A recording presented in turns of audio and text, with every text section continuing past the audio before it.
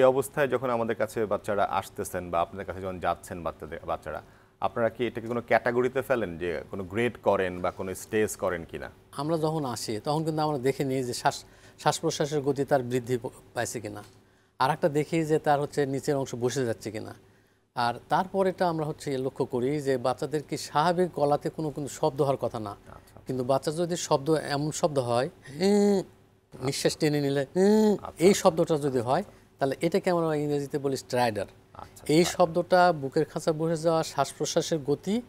আর এখন হচ্ছে বলতেছে যেহেতু এই কোভিডের ইয়েতে দৌলতে, যে আমরা যদি হসপিটালে দেখলে প্রত্যেকেরই অক্সিজেন স্যাচুরেশন দেখি, এবং অক্সিজেন স্যাচুরেশন যদি 90-এর কম যদি চলে আসে, তাহলে এই কয়েকটা লক্ষণ নিয়ে আমরা বসি যে এই কোন ক্যাটাগরিতে পড়বে। দেখা যায় যে বাচ্চা একেবারেই খাচ্ছে না, হঠাৎ করে নেতিয়ে পড়ছে, অথবা কোনো কনভালশন হয়েছে, এই রকম বাচ্চার সঙ্গে যদি এই ইয়ের মধ্যে অক্সিজেনের যে মাত্রা অথবা গলার যে শব্দ, এটা এই দুটার মধ্যে কোনো একটা যদি পড়ে, তাহলে এটা সিভিয়ারের মধ্যে পড়বে। আচ্ছা, আর যদি হচ্ছে বুকের খাঁচা বসে যাওয়া শ্বাস প্রশ্বাসের গতি বেশি, তাহলে এটা নিউমোনিয়ার মধ্যে পড়বে।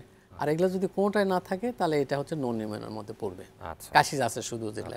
ল্যাব ডায়াগনোসিসের ব্যাপারে আমরা করি যে আমরা একটাও যদি সহায়তা নিই, তাহলে আমরা এক্সরে করতে চাই।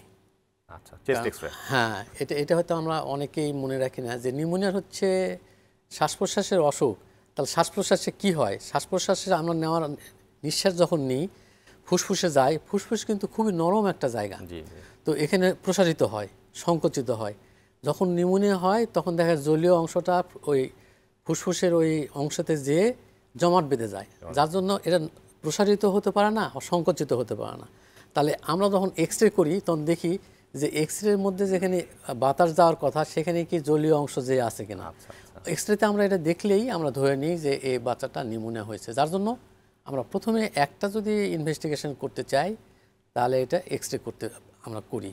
এবং এটা সবচেয়ে একটা ভালো সংবাদ যে এক্সরে কিন্তু এখন উপজেলা লেভেলেও সব জায়গাতে আছে, চলে গেছে, এবং খুব সহজলভ্য একটা হচ্ছে, এবং একদম ভালো ভালো এক্সরে মেশিনও আছে। হ্যাঁ, ভালো ভালো এক্সরে মেশিনও আছে।